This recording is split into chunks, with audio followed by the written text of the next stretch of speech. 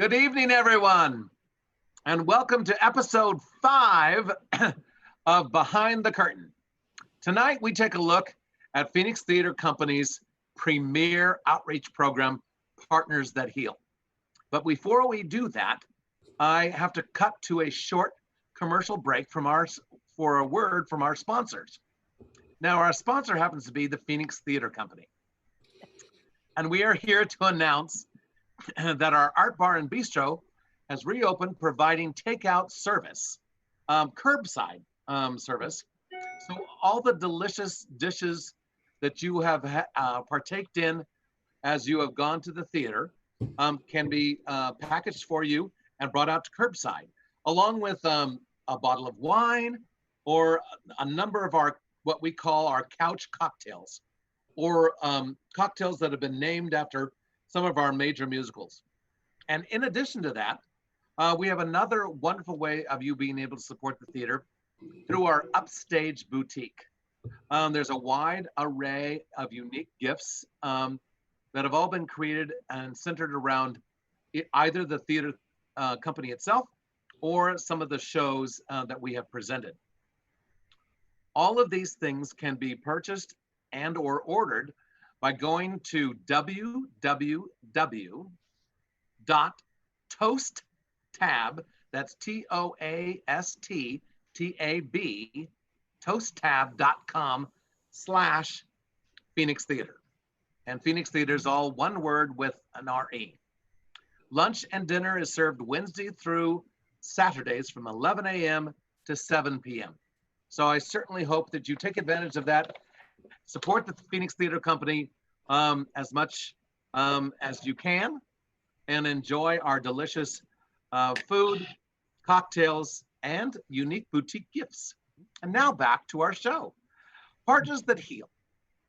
They are essentially a small but mighty group of professional actors and improv artists. They enter into venues where children and adults are in vulnerable states. Of late, this is primarily in hospitals. They engage with children, adults, and staff to bring laughter, comfort, and they create positive memories for the patients and their families. Words do not begin to tell the story of what Partners That Heal do. But some of the testimonies that you will hear tonight hopefully will offer you some imaginative answers to exactly what this company of actors and artists do. Partners That Heal began over 15 years ago, but in 2007, it evolved into the group that it is today, under the direction of Pasha Yamatahari. Pasha, can you raise your hand? There you go. Let's take a short look at a video of the Partners That Heal in action.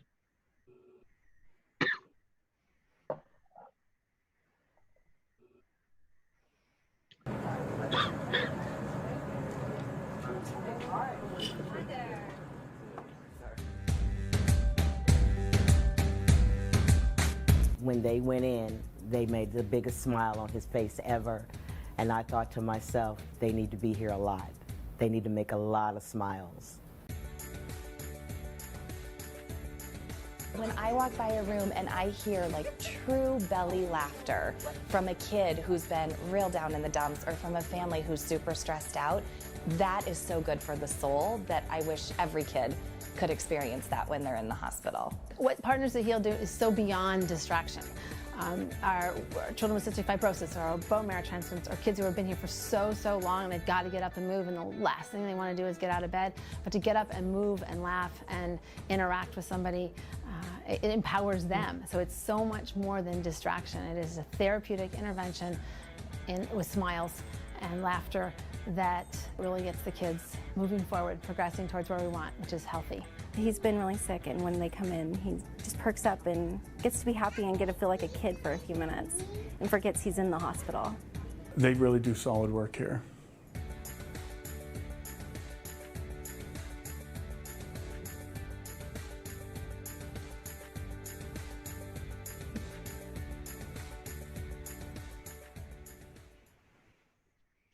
Well, let's hear it for Partners That Heal.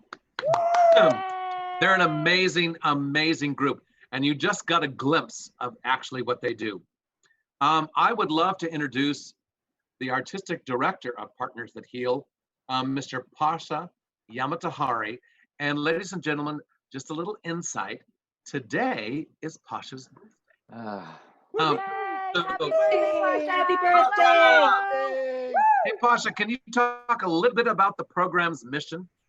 Thank you, Michael, and thank you for putting me on the spot with my birthday. Happy birthday to me. I'm pleased and honored to be able to spend it with all of you that are tuning in, all of you that have supported Partners That Heal throughout all our years of existence. I'm humbled to speak about this wonderful program and these 5 amazing artists and our other Partners That Heal alumni artists who, with the help of innovative healthcare leaders like the ones you'll meet tonight, have dedicated themselves to creating over 55,000 memories with patients, families, and caregivers in the last decade.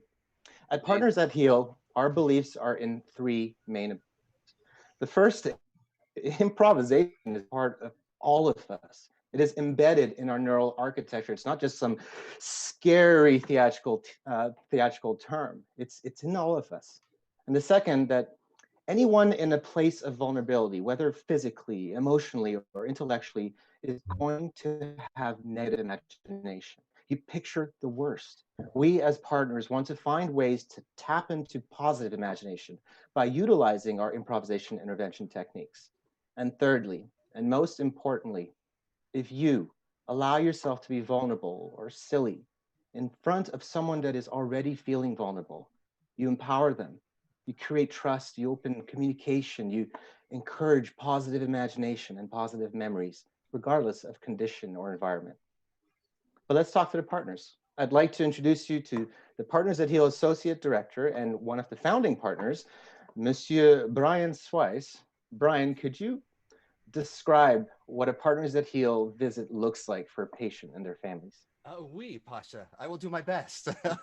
Thank you for the question. And Michael, thanks for having us tonight. So Absolutely. A typical visit, nothing is really typical. So everything changes all the time from visit to visit, day to day. But I'll get as close as we can. So basically, each time the partners go into a hospital or a service location, there are 3 of us that actually go in.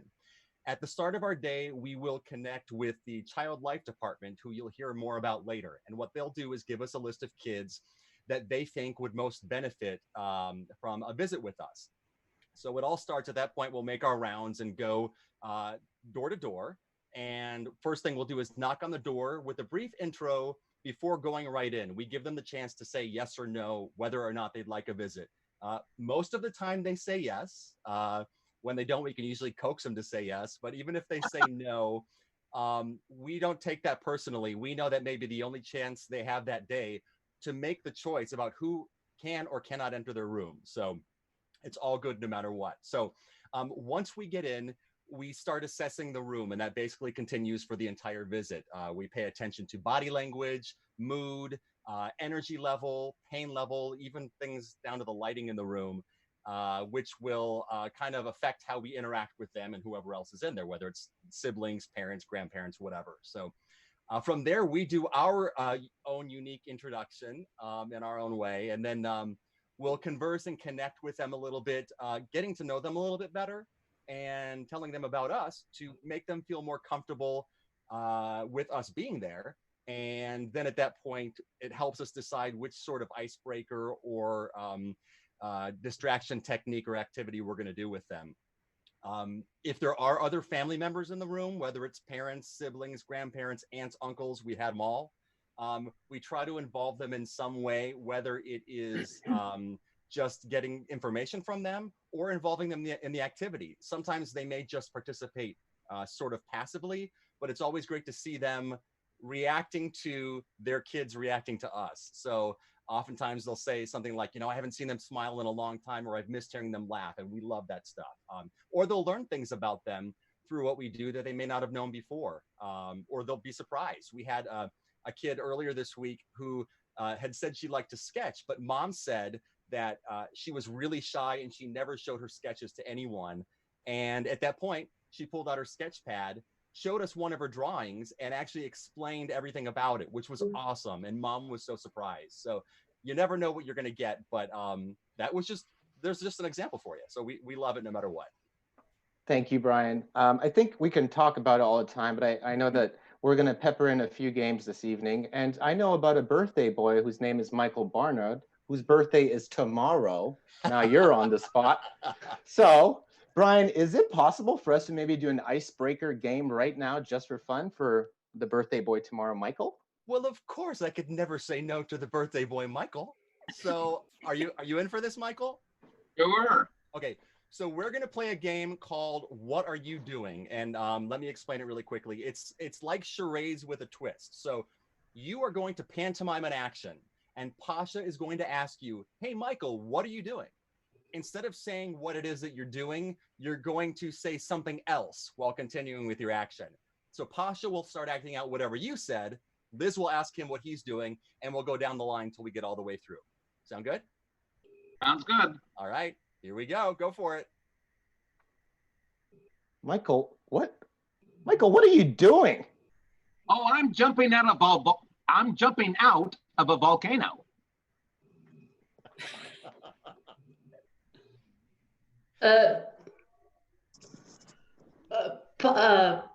Pasha, what are you doing there, birthday boy? Hot, hot, hot, hot. Well, Liz, actually, I'm Canadian, so I'm rowing a canoe.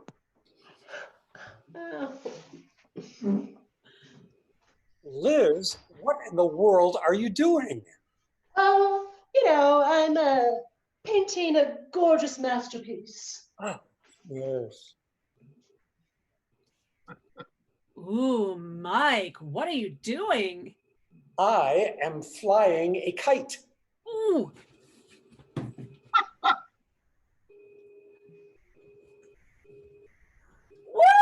Look at it! Oh my, sweet Sally. Yes! Whatever are you doing? I'm putting on lipstick, Kimmy.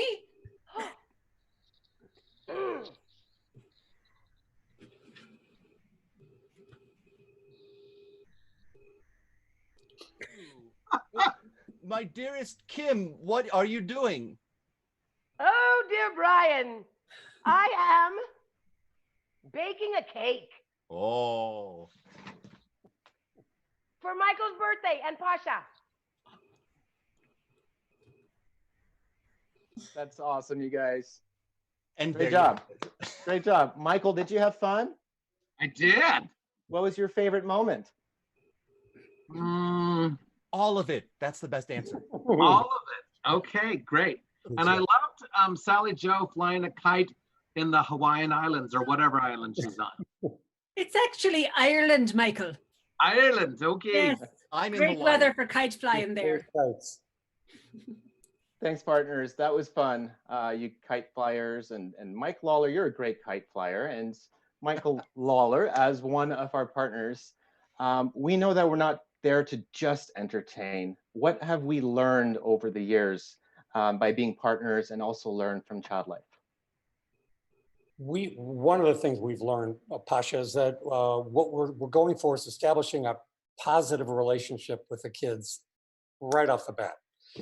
And it happens right away. We walk into the room, no agenda.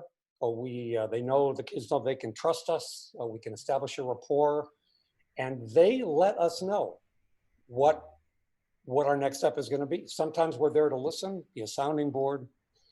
These relationships, sometimes, Pasha, they are one time. We see them, we never see them again. Sometimes these relationships go over years. And it is really a privilege to have these relationships, and as a member of Partners That Heal, to be able to really be useful in their lives. Thank you, Mike. That was great. And I know that that's been something that we've been after, to learn more about what is our effect utilizing improvisation. So I'm happy to say that last summer we completed a 2-year study which looked at the effect of improv theater on mood change. And we did this with Phoenix Children's Hospital. And the conclusion did come of the study that a visit from you guys, the Partners That Heal, and the use of improvisation for pediatric inpatients clinically significantly increases patient happiness and energy while decreasing fatigue and fear. And that's awesome to hear that theater, the Phoenix Theater Company, through an outreach program, any program is able to contribute however they can to healthcare. Kim Manning, you silly Spanish-speaking love of partners at life. As a founding partner as well, just like Brian, man, you can talk about this. We have connected, I did the math, we've connected with over 350 healthcare heroes and sheroes over the years. Can you talk about why those relationships are so important? Well, sure. Our child life specialists, which we refer to as super women, are so important to us. They're our advocates, our guides, our friends, our comrades. We have established trust with them through the years. Brian is really good at establishing relationship with all the Wonder Women that surround us. And I mean, some of these ladies are like our friends now. We text, we email, we go to parties with them. Anyway, but most importantly, they're our guides and they help us. Like Brian mentioned before, they give us a list of kiddos that they think would benefit from our visits because they know us really well. And they give us all the need to know information. For example, maybe their first name and their age and anything else we need to know. It might be Spanish speaking only room, which is cool because Liz and I, like you mentioned before, Pasha, do speak Spanish. We're bilingual. So that's giving us a heads up before we even go in, you know? So they're there beside us, trusting us and loving us, and we can feel it. And we love them too. I'm telling you, we would not be able to do what we do without them. Those super women, the super women. And men, Kim, and men. There is one. There is one man, I think. Did we meet one man? I think there are two in town. Two. Well, out of all the 350 zillion we've met, men count too. It's true. Thank you, Kim. Can you say that in Spanish? Men can too? Men Sí, count? los hombres también pueden. Oh, thank goodness Las that you said mujeres that. al poder. Thank you, Kim. Thank you. Oh my goodness. Sally Joe, I'm not going to make you do this via dialect or singing, but it's crazy to know that we spend over 200 hours a year delivering service. There are positives, and then there's challenges and successes. How do we, as a team, as partners, decompress after visits, and how do we prepare? Well, Pasha, what we do is a very a vulnerable job. We have to, as you mentioned, have to make ourselves vulnerable, and we're walking into rooms where people are extremely vulnerable. And so we typically, at the beginning of our shift, we'll check in with each other. We'll just do a brief check-in. Where's everybody at? Is everybody okay? Maybe somebody's going through a struggle or a challenge. And so we want to know that as a team, because we are a very closely knit team, so that we can lean on each other. And if somebody's having a hard time or something, we can kind of support that person a little more that day, that kind of thing. But we have a very strong emotional bond and a great level of trust in this group. And that helps us to be even more vulnerable, I think, when we go into the rooms. And then certainly we check in with our child life specialists at the beginning of our shift, and they'll tell us, you know, this kid is in this space and this kid is feeling this today. And then we also check in, as Kim mentioned, with them. How are you guys doing today? And that interaction in itself is a kind of service, because we're decompressing their day. They get a chance to say what's happening and how they're doing. And so we have that connection. And then, as Mike mentioned, sometimes we see a kid once, sometimes we see a kid over the course of years. And in that time, we develop a bond with them. We are the safe people coming into the room because we're not going to do anything to them, no procedures or anything. And so I think because of that, we're able to connect with them on a deeper level pretty quickly. And most of the time we're just having a blast and you know, bringing smiles and sometimes just chatting with them. And then there are times too when we form a deep connection and we lose somebody. And that's just part of the job. And that is definitely challenging for all of us, but we have each other to lean on. So when we get to rehearsals, that's one of our opportunities. One of the things we do in rehearsal is debrief, and we check in with each other. We make sure that we're okay going through the grieving process when we need to do that.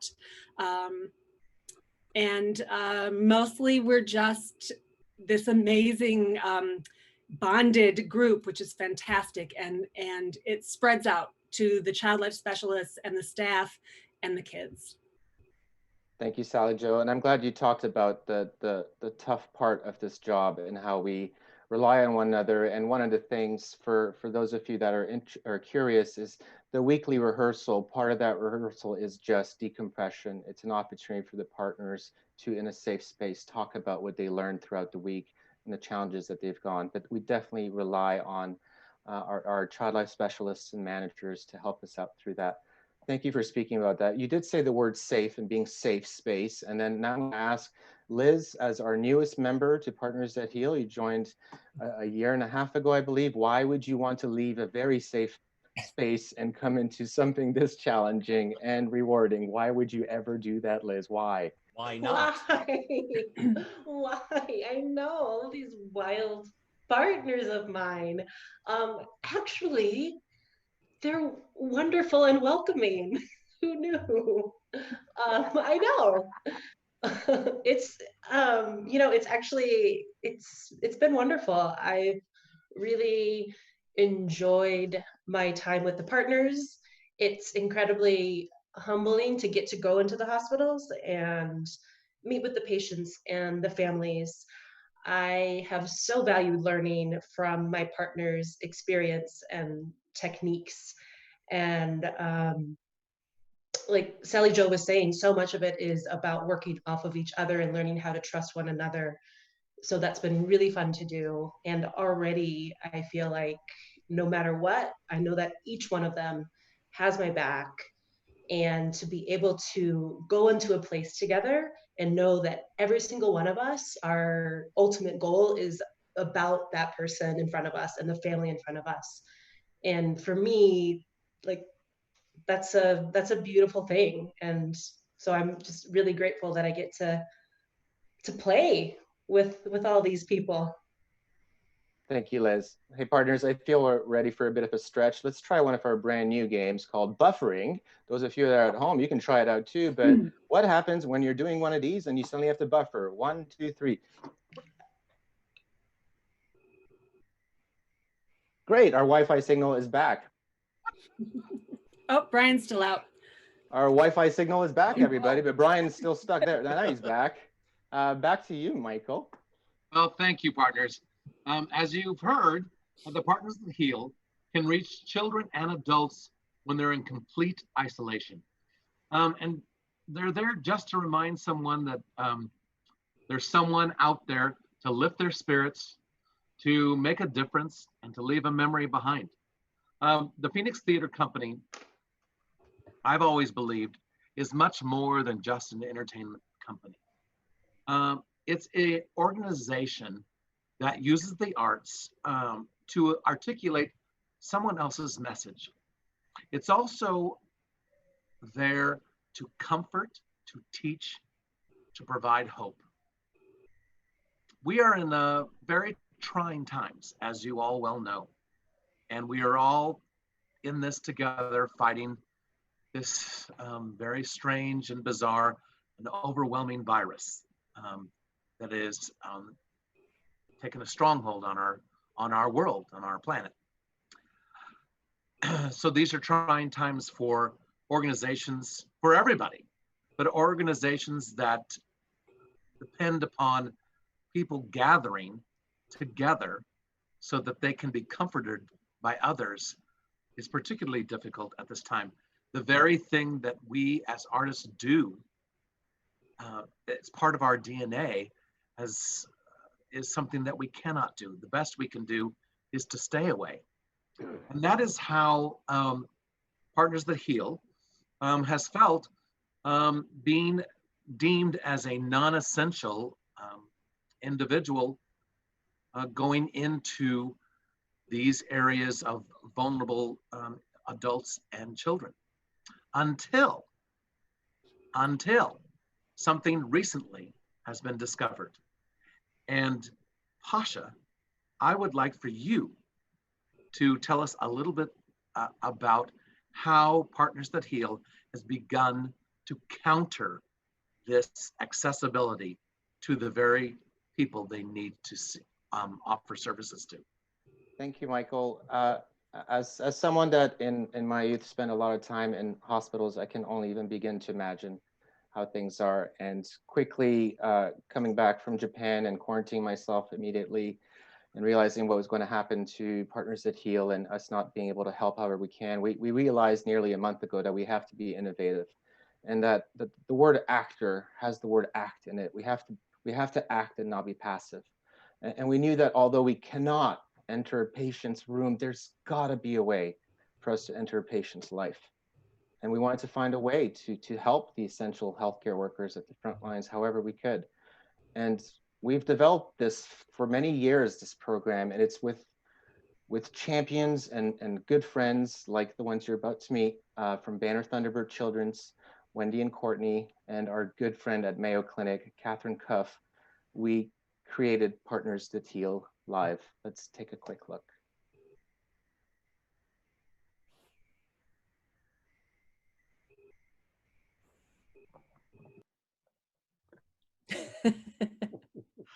Yep, I like it. Do you have a bunny or a chicken? No, but I have a bunny named Chicken. No way. That's awesome.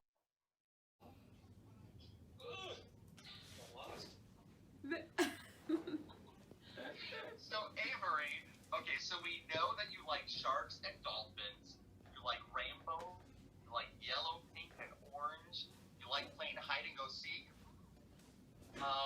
You guys have one more question for her? I have a question. Avery, do you have a favorite Disney princess by any chance? It's Ariel, Princess Belle, and Beauty and the Beast. Ariel,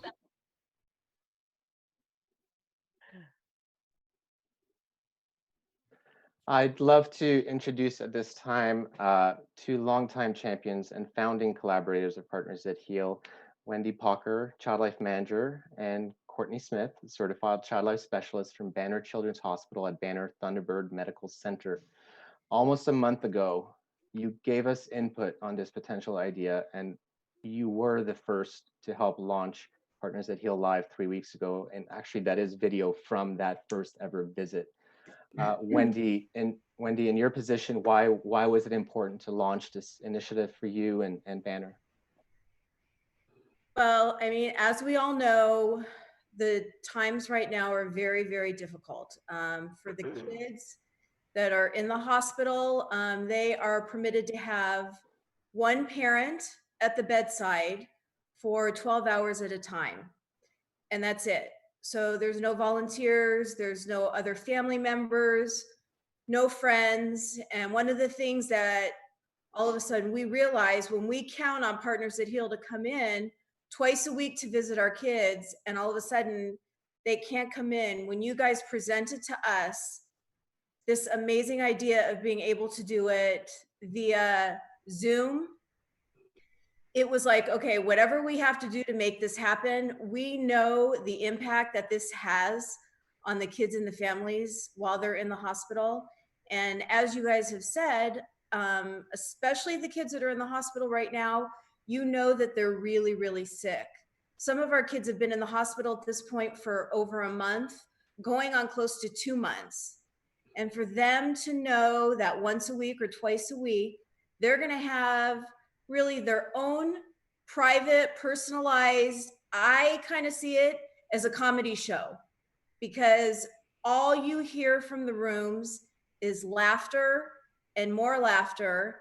And for us that see these kids every day, that have been there for so long, and you think there's not going to be anything, you're not going to be able to get them to do anything, and the partners somehow, some way walk into these patients' rooms and bring out a whole other side of these kids. And it truly is just an unbelievable thing to be able to watch. Parents are amazed. Parents are seeing their kids do things that they never thought they would do. And so we were so grateful when they were able to, in just a short period of time, figure out a way to make the visits still happen for our kids at Banner Thunderbird. Thank you, Wendy. I don't know about you guys, partners. I get emotional just hearing that, and having known Wendy from her days at Phoenix Children's Hospital when you were one of the biggest reasons we were able to go there. You're such a huge champion of not only this work, but all the work you guys are doing at Banner. And Courtney, I mean, you were one of the reasons we were at St. Joe's and were able to be there for as long as we were, and you were instrumental with this idea of Partners That Heal Live. What are some of the benefits that you're observing for yourself and your census and staff at Banner? I can really just sum it up in one word, and that one word is refreshing. In times of quarantine, we all need a little bit of refreshment in a lot of different ways, but just the fact that partners usually come to the hospital and we get to have those smiles, those laughters, that breath of fresh air, it's always something to look forward to when we get to have the partners come. And with the COVID restrictions and the quarantining and that doom and gloom feeling we've all been feeling, what better group to create and innovate a new way to still reach patients in such a meaningful and personalized way than a group of improv artists, right? So I feel that it's been refreshing for staff, it's been refreshing for patient families, and myself as well. I just look forward to being able to just jump on screen and be silly with you guys. So it's the best thing that we can do right now, and I think that even the follow-up that they do with a little virtual postcard afterwards kind of just makes a full circle for that. They're not there, but they still impact with that family. Thank you, Courtney, and the partners very well know you love to throw your face into improvisations and join us. Some of our more memorable improvs have been with Child Life jumping in and joining in as a fourth partner, which is truly amazing. One of the most amazing and inspiring people for me that I've had a chance to work with the last few years, I'd love to introduce Catherine Cuff, or Kit, Program Director for the Mayo Clinic Center for Humanities and Medicine, who has also been a huge champion for Partners That Heal, and not only helping the partners realize how to adopt their work for visiting adult patients at Mayo, but in the past 3 years has helped develop medical improvisation workshops for medical students at Mayo using Partners That Heal techniques. Kit, with all the amazing work that you've done in your career with humanities and medicine, I was just curious, how did Partners That Heal even fit into this possibility of the work that you're doing? Well, thank you for all that you guys do and for including me tonight. And that's a big question. So I will try to condense it, and I look forward to being a guest star in a future Before play. We can unpack it a little bit more. But going back in time a bit, maybe I can get some flashback fingers from the partners. When Pasha first reached out to me and asked, is this something that could be brought to Mayo Clinic? I think he got a little bit more than he bargained for, because it so happens that I have a degree in theater. And so I immediately said, yes, and for those of you who are improv fans, you'll know that that is a founding principle of improvisation, and that humanities really factor into whole person patient care. So this is a founding principle of Mayo Clinic dating back over 150 years. This is something that I've been doing for over a decade as an arts administrator, but I come to you today as an arts kid. I've been doing any sort of arts for my entire life, and I have seen the benefit for myself. I have seen it for others. And so there are so many deeply seated elements of theater that affect us as human beings. So there's a reason they say that laughter is the best medicine. That's absolutely true. Being silly and laughing is freeing, and it puts yourself in a different mindset, and that's huge. And it's hard to accomplish in a difficult setting. And certainly at Mayo, we see a lot of complicated diagnoses. So we are fortunate to have an incredible team of healthcare professionals all under one roof. We're so fortunate to have a child life specialist at our facility. We have a proton beam program so we can see some younger patients, but we also have a wide variety of patients who are in our hospital for different reasons. And so to be able to bring that to an adult patient population is just as relevant, because improv is really all about being present with each other. You're all in this on the same level playing field. Everybody has permission to try. And we do that in a very safe environment because we're working with our medical professionals. When you hear us talk about going into difficult situations, when you hear about vulnerability, these are arts professionals who have been trained to work in that environment. These are not actors who are coming in to give a presentation, doing what they do on stage. This is a result of a much longer process to create artists who are capable of doing this kind of work, all in connection with the facilities they work with. So being able to bring that into our facility has been a wonderful thing that we're looking forward to expanding further. But as someone who works in health humanities and arts and healthcare, I was of course very aware of what theater has been doing to really enhance patient care as a whole. When we talk about being able to deal with complicated situations, dealing with ambiguity, that's really hard for a scientist often. And so to have these exercises that allow you to communicate with each other and really put you back in that basic element of how are we going to build what we need to build? That is what improv is. It's not all about being the most clever actor out there.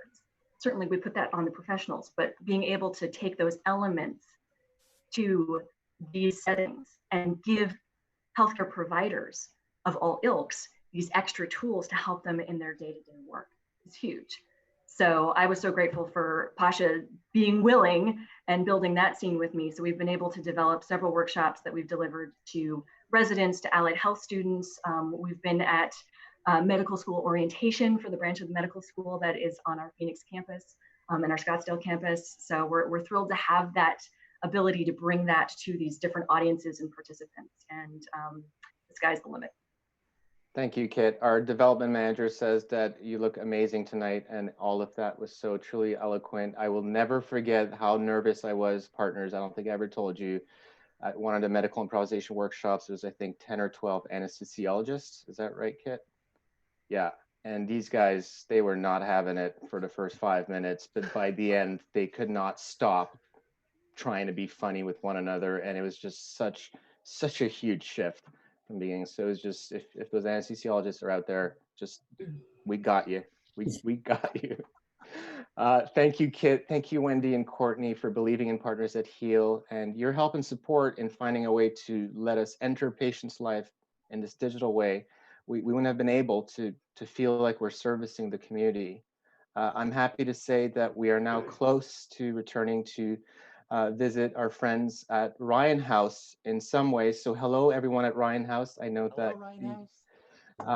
And also this week marked us being back at Phoenix Children's Hospital, and what an amazing day that was.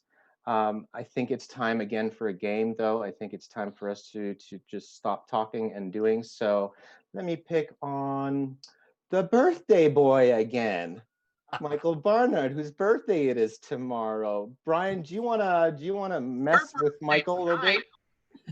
That's true, but if we're always looking into the future, Michael, and that would mean you're the birthday boy. So, Michael, okay, we're going to pretend you are a kid that we're visiting in the hospital, and normally we would collect information from you, but we've already got some of it that we're going to use. So we know that you like bananas. If you could go anywhere in the world, it would be to Africa. Your favorite animals are elephants and polar bears. Your favorite color is red. If you could be an expert at anything, it would be playing the piano or composing music. And for fun, you like to write. So we're going to take all of those things. We may or may not use them, but we're going to tell you a story. 3 of us, me, Sally Jo, and Kim. So we're going to tell you a story, the 3 of us, but one at a time, okay? We're going to take turns. You have the power to stop us and control us. So I'm going to start the story. When you want me to stop, just put your hand up and stop me. Then Kim will go. When you want Kim to stop, put your hand up and stop her. Then Sally Jo will go, stop her, and then back to me. And the key is you have to stop wherever you stop us and pick it up from there. Any questions? Brian, let's have Michael for our audiences so that they can hear him say stop Yes, and say do the hand. stop and put your hand up. All right. Partners, you ready? Kim, Sally, Joe? All right, here we go. Once upon a time, in a land far, far away, lived a king named Michael. Michael rode his elephant to and from work every day. But one morning when he went to get on his elephant was gone. He was not happy. He was quite sad, actually. And he thought, whatever can I do? So he went back to his castle and said, well, I must think about this. So, knowing that his favorite color is red, he got out a nice glass of red wine. To contemplate, he sat back in his throne, sipping his red wine, contemplating, whatever shall I do? When all of a sudden, he heard a crashing noise outside. Stop. It was his maid, Helen. She said, Michael, what are you doing drinking wine at 10 o'clock in the morning? And Michael said, well, Helen, it's like this. I've lost my elephant. And Helen said, well, then why don't you ride your polar bear? Come on. So Michael went, okay, you're right, Helen. I'll be resourceful here. He got on his polar bear, whose name was Sammy. He jumped on Sammy and he started to ride outside. It was a gorgeous day outside. And Sammy said to Michael, oh, hey, Michael, where you want to go today? And Michael said, well, we're actually looking for my elephant. And Helen said, that's right, Sammy, weren't you listening? So Sammy said, okay, let's go. So as they started going along their way into the forest, Michael got a call on his cell phone. He had really great cell service. He got a call on his phone, and it was an anonymous person saying, we hear you're looking for your elephant. We've taken her to Africa. So suddenly Michael thought, what can I do? But I got to get to Africa now. And Helen said, come on. We can take you to Africa. Don't worry about it. Hey, what? I got a helicopter. So Helen, I mean, this woman was amazing. Michael was like, what is going on? But anyway, landed Helen's helicopter, and she said, hey, Michael, come on in. Bring your polar bear. Bring whatever you want. Oh, you got any more of that wine? Bring it. And they went all the way flying up into the sky. It was a long flight, and it was a little bumpy because they were in a tiny helicopter. Michael, Helen, and Sammy. And so Helen, knowing that Michael was a little uncomfortable up in this bumpy helicopter, decided she would play a little piano while they were flying. So she got behind the ivory keys. She sat down and said, I'm going to sing a little song for you and Sammy. To help you feel better as we get to Africa. So this Helencopter, as she called it, was amazing. It had its own piano, it had a wine bar and everything. And Michael thought, I never want this thing to land. So Helen started playing her song on the keys. Oh, Michael, I know you're scared, but it's okay, because we're landing soon. Oh, Michael. And Michael was like, that's enough, Helen. That's enough. Thank you, Helen. Let's leave the singing to me. But that's great. I think you inspired me to want to take piano lessons when we get back. So just then, the Helencopter landed on the savannah. Not one animal to be seen. But all of a sudden, you could hear doon doon doon doon doon doon doon doon doon doon doon doon doon. And all these African dancers came out of the bush. And they were dancing a dance. Michael said, oh my gosh, this is just what I wanted for my new musical at the Phoenix Theater Company. He grabbed his cell phone and he started filming them so he could get all the choreography down, you know what I mean? Because he could just copy it when he got there, yeah. And he was, Oh my gosh, it was like an amazing experience. When the dancers finished dancing, he saw all the animals clearing a path, and down the path came the most beautiful elephant, and it was Michael's elephant, and he ran to meet his elephant. And Michael, what was your elephant's name? Fortno. Fortno. And Fortno picked Michael up with his trunk and dropped him on his back. And he rode through the land with all the animals and the dancers everywhere. And he was videotaping the whole time because he thought, I'm going to go home and write this, and this is going to be a smash. And by the time he got to the end of the path that he was on, there was a huge festival. There were actors, there were stage managers, there were choreographers. Everyone said, Michael, we planned this surprise for your birthday. We're going to create your musical right here, right now. And so they did. The end. And the musical was called Bananas. Hey!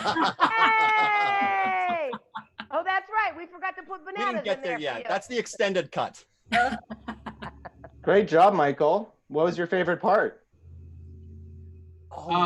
Sally Joe's interpretation of an elephant. Well, thank you, partners. And Kim Manning's dancing. I liked. Yeah. Yeah. Thank you, partners. Thank you, Michael. Back to you. Well, I just want to say that Partners That Heal truly makes a difference that can last a lifetime in a very short amount of time. And that's the amazing thing. In a very short amount of time, when they enter a room and visit a patient, they have made a lasting impression that will last a lifetime. So tonight, I want to thank you all for joining us. And before our little Q&A, I would just like to remind you again that if you have the desire to make a donation, large or small, it does not matter. We would be forever grateful during this time of need. So thank you, thank you, thank you. This will all go towards helping Partners That Heal continue their work in the hospitals, in the children's wards, and helping adults, children, as well as staff have a better life, create a better life, and know that there's a better life out there. So thank you. Thank you all. From our home to your homes, we say, be healthy, be safe, be happy. And Pasha, I'm now going to turn it over to you for a couple of questions that might have come your way from the audience that you'd like to ask some of the Partners That Heal. Sure. First and foremost, I have Wendy, Courtney, and Kit. As healthcare right now, how are you doing? I'll jump in there. I know Kit is mostly probably with adults. How I've kind of been explaining to people right now is it's kind of like an eerie ghost town at the hospital. It's very, very quiet. It's very difficult. And, you know, now it's, you know, we're all required to walk around with our masks.